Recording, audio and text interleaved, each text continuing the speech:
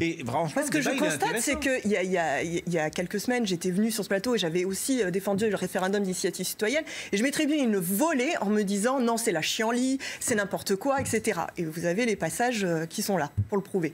On voit bien que c'est quand même une idée qui porte et qui se diffuse et qui amène à une certaine réflexion de nos institutions. Parce qu'on voit bien qu'il y a une impasse démocratique actuellement dans le pays. Et on voit bien que le mouvement des Gilets jaunes a mis ça, on va dire, en lumière, ne serait-ce que par la répression qu'il a subie.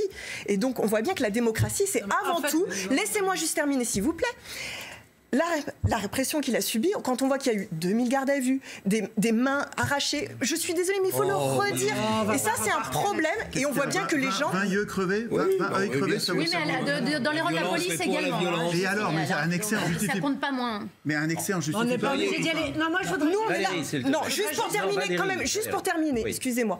Mais quand même, quand vous disiez on remet en cause la démocratie, moi j'en connais un qui a remis en cause la démocratie, ça a fait bondir personne ici sur ce plateau. Il s'appelle Jean-Claude Juncker. Quand il dit qu'il n'y a aucun traité démocratique, aucun accord démocratique en dehors des traités européens, ça c'est une attaque contre la démocratie et personne ne le dénonce. Quand il y a un référendum en 2005, que le peuple se prononce pour le non et que 2 ans après, on le voit passer le traité de Lisbonne de force et on l'impose au peuple, ça c'est une attaque contre la démocratie. C'est une attaque contre la démocratie. Et le lien démocratique, il est en train de se rompre et il faut absolument aller contre ça et refaire une assemblée constituante. Parce qu'on ne fait pas de grands débats.